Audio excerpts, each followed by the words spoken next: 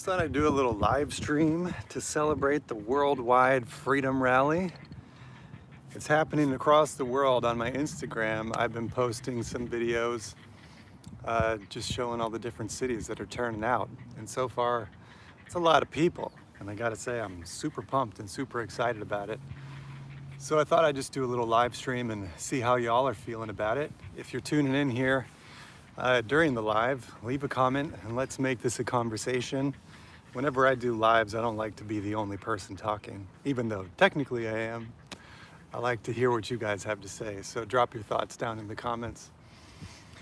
But I think it's a long time coming, and I'm pretty stoked about the fact that so many people are turning up, and I think it's a reflection of the awakening of humanity and the awakening of consciousness that's going on. Just seeing everybody turn out in all these different cities. I've seen Amsterdam, I've seen all over America, Canada, Australia, the UK, Spain, Italy, France, Germany, all of them. There's just so many videos. If you want to see some of the ones that I've reposted, go over to my Instagram, which is just Am OnenO. You can find me over there on Instagram. But it really encourages me. And I gotta be honest, I think like most of us, I've been kind of feeling ups and downs throughout the last year, feeling like we're really gonna make a change, and then other times I feel like we're really nowhere near being awake. And maybe that's just the way it goes with these types of growing pains. But it's encouraging to see so many people turning out and standing up and voicing their opinions and showing the government and showing leaders across the world that we are united, even though we get censored and our quote-unquote dissent of the mainstream narrative doesn't seem to be very popular. It's encouraging to see the amount of people that are actually showing up and doing this. So yeah, this live is really just a celebration of that. And I don't have a ton of stuff to say. I just kind of wanted to come on here and have an impromptu live chat with anybody who wants to tune in. So I think really the main thing that has been on my mind watching all of this stuff is the feelings that we often feel very much alone. We feel like, at least I feel like, sometimes I'm the only person that cares, or I'm the only person that sees through the corruption and the tyranny that's going on. And it's important to remember that no, we're in fact a global community. There's a global community of people, of human beings that are waking up and that are seeing through this. And that's really what it's going to take. There's so much divisiveness, there's so much going on in outrage culture and in all of these different facets that I just think are all control mechanisms. It's easy to forget that there is a global awakening of consciousness going on. And so that's what's exciting about today, is seeing that there's so many people, thousands and thousands and thousands of people across the planet that are making their voices heard. And so this video is really just a celebration of that. I want to help encourage you, the people that tune into this video, that you're not alone, and that even if your friends or your family don't seem to get it, there's millions of people that do. And I don't even think that's an exaggeration at this point, seeing all of these videos. Our numbers are in the millions, but the media keeps a really tight lid on all of this information. But I think it's really important that we vocalize this protest. And so in this video, maybe I'll share a little bit of what's on my heart, of what I feel we need to be aware of. But first I'm gonna read a comment here. I see Marissa just commented and says, "We're all in this together. The Great Awakening will not be highlighted on the mainstream media, including all social media platforms. The evolution of consciousness will be an underground evolution." Or should I say revolution? Yeah, good point, Marissa. Yeah, the awakening of consciousness will not be televised. It will not be promoted, but it is most certainly going on. One thing that's been on my heart recently is the conversation around vaccines and the ideas coming up of vaccine passports and this type of stuff. It worries me because as a musician, I'm usually, what I've been doing for the last, man, how long has it been now? 15 or more years. I've been a professionally touring musician, and so my bread and butter comes from joining artists on tour and going across the planet doing music.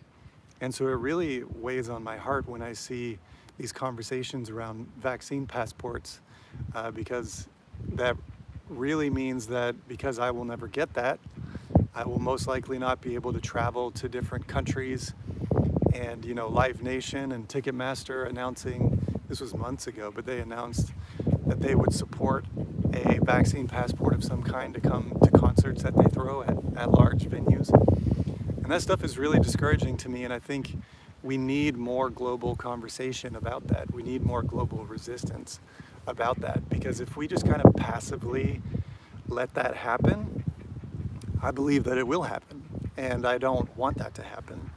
And I'm sure many of you out there don't want that to happen either. But we must stand up for this freedom. We must stand up for the ability to travel freely, and we must not allow the penalization of healthy people. I got a little mocktail over here I'm going to take a sip of. So currently I'm out here in Palm Springs in a city called La Quinta with my girlfriend, and they have this amazing grapefruit tree that we just pick grapefruits from and put it in a little drink, so it's very refreshing. But yeah, it's interesting to me how few people seem to be standing up, although I've been noticing a really interesting shift happening on my Instagram page. Last summer, after the George Floyd stuff and all of the BLM riots started happening, I found it really interesting that I would start vocalizing my opinions and there would be a lot of pushback. And I was trying to make people aware of the kind of Marxist socialist movement that's happening inside that community. And so it was interesting to see how many people were pushing back on that, how many friends didn't get what I was trying to say. And then throughout the last year, I've been vocalizing my opinions on how these mask mandates and lockdown policies are really detrimental to not only our freedoms, but to our communities. And for a while there, I was getting pretty discouraged because I felt like nobody cared and that nobody was paying attention. Hopefully I don't get hit by a golf ball. But it was a bit weird and a bit frustrating for a while. And so kind of around the end of last year, around November, December, and even into January, I kind of became silent. I just started prioritizing my vibration, and that meant staying off of social media and not really paying attention to the day-by-day, play-by-play stuff. And I gotta say that was very helpful for my own mental well-being. But I feel this call to be a communicator and to step up and vocalize everything that I think is going on. And so it's been interesting, this shift that I've seen taking place in my Instagram from about February, especially into March now. I've started just kind of doubling down on vocalizing my opinions. I know myself, and I know that I'm a very peaceful-minded person. I don't enjoy outrage culture, and I don't enjoy clickbait type of stuff.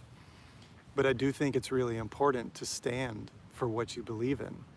And so because I feel very strongly about this and I feel very convicted to share my opinions, I then started doing that again.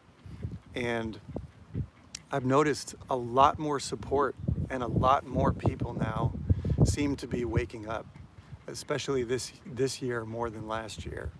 So it's encouraging to see a lot more friends and family starting to get it. And the truth is, not everybody's getting it, but there's a lot more people now. I think considering the last year and everything that's been going on, there's a lot more people now that are starting to get it.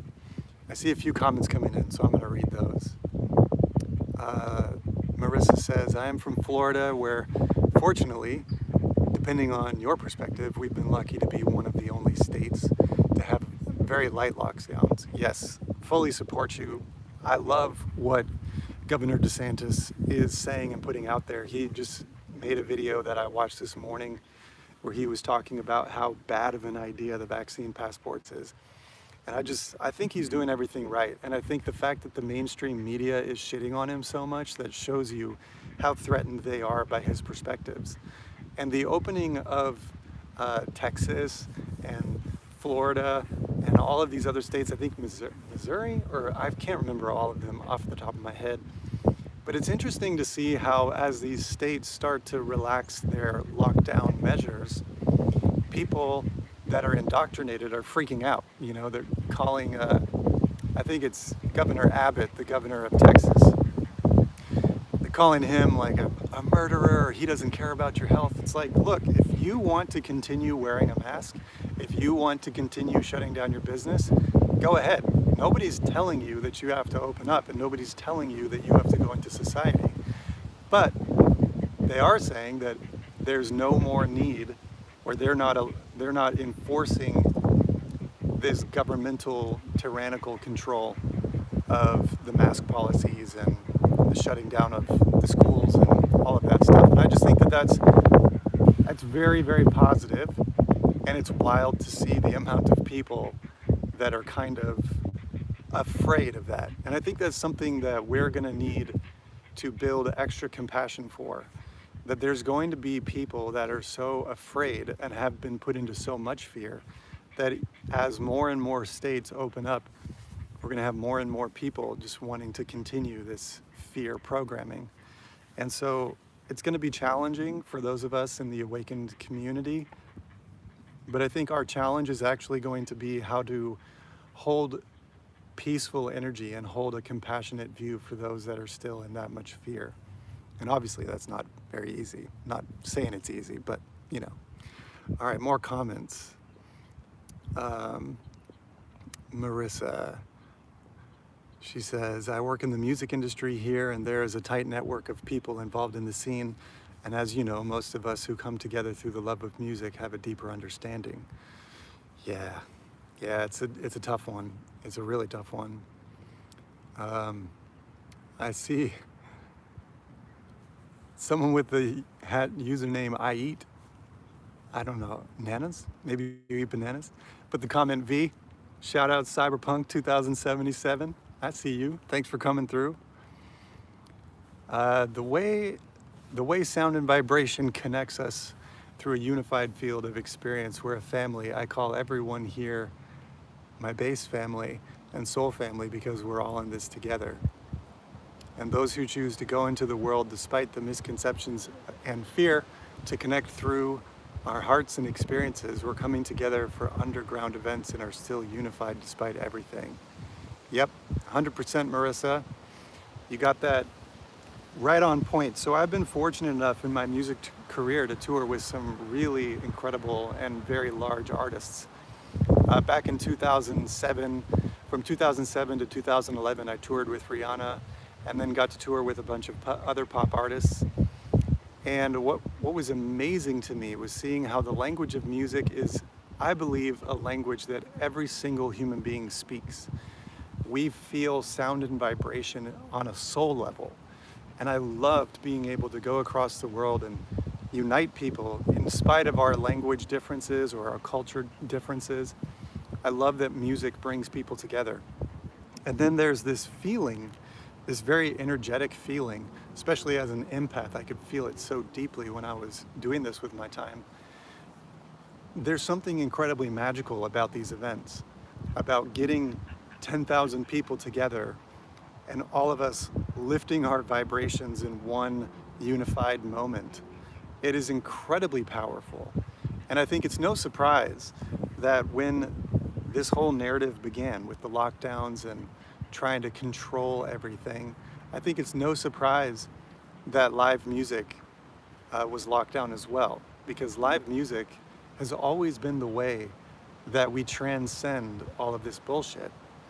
And I was talking to my girlfriend about this the other day. I find it interesting that if you go back in time, mainstream music used to be the kind of protest arm of the people. Back in the 60s and 70s especially, and kind of in the 80s, but that's where it starts to transition, in my opinion. Music has always been the way that we unite as one energetic force against this stuff. And so we used to use music to protest the Vietnam War, to protest the types of stuff that our government was doing that we didn't agree with. And now I think it's no surprise at all that you have artists like Cardi B being touted as Woman of the Year, artist whatever, and her performance on the Grammys was atrocious. I didn't even watch the Grammys, but of course I see these clips coming through YouTube. And I just think that it's so disappointing to see that that is what quote unquote mainstream culture promotes as its top value. And it's so fascinating to me because outrage culture is such a finicky and weird thing. They'll be upset about Dr. Seuss or about Mr. Potato Head, but then you have Cardi B literally depicting a lesbian sex scene on a music show that's supposed to be for families. Sorry if it's windy, by the way. But that, when conservatives, if you even want to label people conservatives, get upset with this type of family-friendly show or moment in a family-friendly show, they're told to shut the fuck up, you know. And I think that's really wild that we have a very degenerated culture that glorifies these kind of base desires or base forms of art, if you even want to call it art. It's really just shock value content. There's nothing creative about singing about your wet ass pussy, I'm sorry. Zero creativity. I'm gonna take a sip on that. But I think this is intentional. I think where music was so long ago, in the 60s and 70s, it was such a powerful expression of change, a powerful movement for change, that the ruling class saw it and at that time didn't know how to rein it in. And then the more money that gets accumulated up and up these power structures into these top tiers of these music labels, they then get to basically, what's the way of saying it? They get to fund the ideology and the movement that they want to fund. So what I mean by that is that they can literally not sign people that are going to buck the system, and they're just going to give all of their money to very ignorant-minded people who are going to make very ignorant-minded music, and therefore transmit that vibration. By the way, all of this is one of the main reasons why I left Hollywood and why I got out of working in this industry, is because I don't support it. I believe that music is first and foremost a spiritual form of expression that can lift us into higher states of consciousness. But when you fill all of your time listening to garbage like Cardi B or Lil Wayne or Soulja Boy was really coming up when I was out on tour back at that time, and I was just amazed. We got 10,000 people in an auditorium singing about Supermaning a hoe. It's like, first of all, that's so degrading. And second of all, how is this getting so much money and publicity? It's on purpose. It's on purpose. They do it on purpose. Those that have all the money can choose where they want to invest it into. So don't support it. Don't buy that shit. Don't watch that shit. Don't even watch it when it's being talked about in outrage culture, because it just gives it more attention. And in the spiritual journey, we have this saying that where your attention goes, energy flows. And it's true. What you give your energy to, what you give your attention to, it maintains that, it perpetuates that. So the best way to really fight this, if you don't like it, is to stop paying attention to it. Let it fade into the background, and eventually it'll go away. I see more comments coming in, so let's see what y'all are saying. Marissa says, very true, compassion is the key to work through this fear and propaganda, and those of us who see through the illusion can hold that space for others to tune into. It is really important. I see myself out here as a vibration holder. If any of you have ever read this book called The 3 Waves of Volunteers by Dolores Cannon, I identify so deeply with being a starseed. I know I'm an old soul, and I know I'm a volunteer here, part of the second wave that has come to just hold the frequency. That's part of my role as described in this book, is a frequency holder. And so sometimes I feel like I'm not doing enough, but I know that it's my job to just embody this frequency and that transmits. And I think it's super true. Our hearts communicate to each other. There's a video I made on my channel you can find later called, it's about the Merkaba. And I think I released it on January 1st of 2019 or 2020. Yeah, 2020, how wild. And it talks very clearly about how our hearts are like magnets and they emit frequency, and we communicate with each other on heart level when we're just in this space with each other. So I believe that if you have this awareness, sometimes it's frustrating, you want to use your words to really communicate this, but sometimes the most effective thing you can do is just embody these frequencies and then be in the world, because your frequency transmits all the time, everywhere. AM just gave me a heart. Shout out AM. And Cassia says, you're lucky to live in Florida. I've seen some super cool, super fun dance parties happening there. Love the freedom there. People just living their lives. Exactly. That is really how we're going to end the lockdown, you guys, is just by going about our life. So again, my girlfriend and I just traveled out here to Palm Springs. We haven't been on a plane in about a year. The last time we flew, we had medical exemptions, and so we were able to be on the plane without masks. And while that was very challenging, we ultimately were able to do it. And then this year, they now have basically forced compliance. And so we did wear masks. This is literally the first time I've ever put a mask on my face. But I wanted to come out and travel. I want to see my family. And so I think that's kind of where I made my compromise. But we still did every other part of this trip we did without a mask. You guys really need to know this. A lot of people have been talking about how Joe Biden in the US has made a federal mask mandate. But in the federal mask mandate, there's still exemptions, because on a federal level, they can't just say everyone has to wear one. And so the exemption, while they do cover many things, and I encourage you to read these mandates for yourself. Don't let the mainstream news interpret these mandates for you. Find them. They're on the governmental websites. They're on whitehouse.gov. Find them and read them for yourself. Under the exemptions, they have to honor people with medical conditions. And so my girlfriend and I got medical exemption papers from our doctors last year, and they're still valid this year.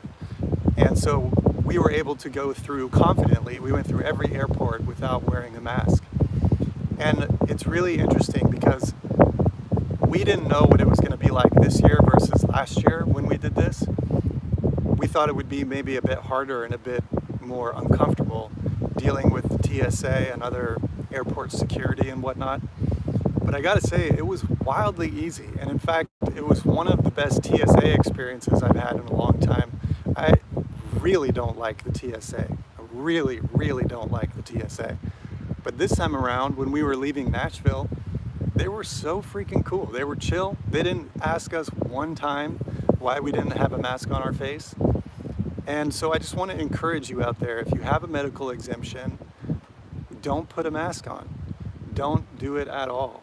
And if you don't have a medical exemption, know that you can still fight this game. You can, because these people can't technically ask you. That's kind of the point. They can't, it goes against ADA law to even ask you if you have a medical condition or what your medical condition is. So there was only one person throughout our entire trip out here. When we landed at the Palm Springs airport, one airport worker, it wasn't even a security guard or anything like that, one airport worker came up to me while we were in baggage claim and asked me to put on my mask. Said, "Sir, you need to wear a mask while you're in here." And I said, "I have a medical condition." And she immediately said, "Oh, I'm sorry." And she's like, "Totally cool, no problem. I didn't know." And she immediately changed her tune and walked the other way. And so it just showed me that these people do understand that it is not just a blanket law, that there are very real reasons why you can't wear a mask. Some of the reasons in these mandates for the exemptions are just simply that you have a hard time communicating, or that you don't feel safe, or that you don't feel, you feel that it threatens your security. There's many reasons and ways that you can have medical exemptions from these mandates, but you got to read the documents for yourself and come to your own conclusions, because I can't give you legal advice, and none of this is legal advice. But I'm telling you, if you're a free-thinking person, you're going to see through this garbage really fast. So we all have to figure out how we want to live and then live that way. Our leadership, our government is never going to hand us back this freedom. If you just watch the mainstream news, they just keep talking on and on and on about how we need to continue the lockdowns. We need to continue putting masks on our face and taking away more and more freedoms and just extending their power. The way that we're really going to end it is with all of us just living our lives as if they don't even exist. And then we will overcome this. And that's how we're going to do it. So I encourage you all out there to just live your life. Go into your city, go into your restaurants, go where you go, and go mask free. Go without a vaccine. Just go into the world. Because when you know that these statistics are so blown out of proportion, and we know that there's a 99.6 or whatever it is survival rate, it's just wild that we're allowing social pressure to be the police in this regard. We're allowing our friends and family to act as the police officers of our freedom. And we need to get over that social shame. This is your work as a spiritually awakening being, to learn how to get over that social shame and to embody what you know is true and to live in your state of freedom and learn how to deal with the people that come at you. Don't become aggressive with them. Don't become forceful with them. But when you embody yourself, you truly can't be touched. It's actually really interesting to me how throughout the last year, I haven't experienced any negativity, any direct negativity of people coming up and arguing with me. And the only thing that I can make of that is that I hold a vibration that repels that type of energy away from me as I'm out there in the world. So I'm not saying there's not a chance for it, and I'm not saying it doesn't exist, but you are more powerful than you could possibly imagine. And when you live in that space, one of my previous videos I talked about how you are a walking, living, breathing miracle.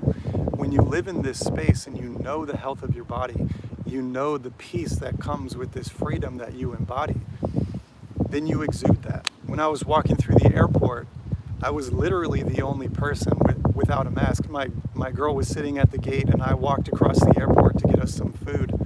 And I was the only person that I saw that wasn't wearing a mask, and I was getting a lot of attention. But you know what I did is I pulled my awareness right into my heart center, and I just embodied my strength and my peace and my freedom. I kept my head high, I walked with a tall spine, and I just embodied this peaceful energy. And I had no one say anything to me. Nobody got in my face, nobody felt threatened by me, and I'm sure people were afraid, to see an unmasked human being, but there's nothing I can do about that. And so all I was exuding was a peaceful energy, and I gotta say it was cool to see how that didn't manifest any sort of negative experience. I was really grateful for that. I'm gonna see if there's any few more comments here. I think I'm gonna wrap the live stream up soon.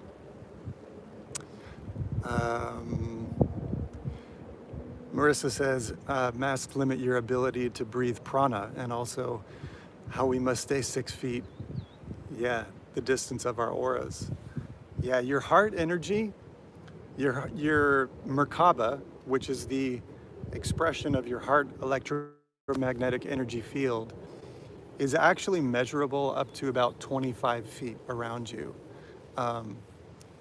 And so your heart energy is actually communicating pretty much with the entire room, whatever room you're in, it's reaching out there. I understand what you were saying, Marissa, but yes, heart energy actually connects with people really far around us. If you want more information on that, look up Drunvalo Melchizedek. It's a very confusing name, but Drunvalo is D-R-U-N-V-A-L-O, Drunvalo. He's got a lot of really great information, and the HeartMath Institute also has a lot of really great information. misinformation. But yeah, the breathing of the prana and all of that, you know, I just believe it all comes down to the intention and the vibration that you hold within. You're gonna be able to bring in that energy and not wear a mask. Don't put a mask on your face. Just don't do it. Live in that state of freedom and manifest that, magnetically attract that into your life. I'm gonna see if there's any more comments here. Yeah. All right, you guys, I think I'm gonna wrap up here. If you have any last minute thoughts you want me to engage with you on, leave them in the comments now. But I, again, just to reiterate myself, I'm so grateful seeing all the people standing up today, getting out there in the world and letting these corrupt globalists and these tyrannical authoritarian leaders all over the planet see us united. That is what they genuinely fear. They genuinely fear the awakening of consciousness in humanity. And so it's so encouraging and wonderful to see everybody coming together in all of these different cities on the same day. You guys, we are going to have a massive ripple effect, a massive butterfly effect from living this today. And I feel it in my heart center. As an empath, I'm always feeling the collective consciousness of humanity. And I feel it. Waking up today, it's exciting. It almost feels like Christmas morning in a certain sense. It's just that type of bubbling energy, that bubbling sensation of joy. And I'm just so happy and so grateful to see so many people coming together, being peaceful, and showing these corrupt globalist world leaders that we're not just going to lay down and take it, that we know who we are, we know our sovereignty, we know our divine origins, and we're going to stand in that. So I hope you're encouraged with the message as well. And thank you so much for coming through the live stream. I'll be doing some more videos soon, so stay tuned. Keep your vibration high. Give some hugs to people that you love. Kiss people on the face. Share your joy, because that's the most contagious thing you could possibly do.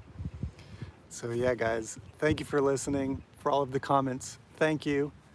And I'll see you again really soon. Have a beautiful rest of your day. One love. I'm just going to enjoy the sunshine. All right, y'all. I'm out of here. Till I see you again along the journey, oneness in sound. I am OnenO. Peace.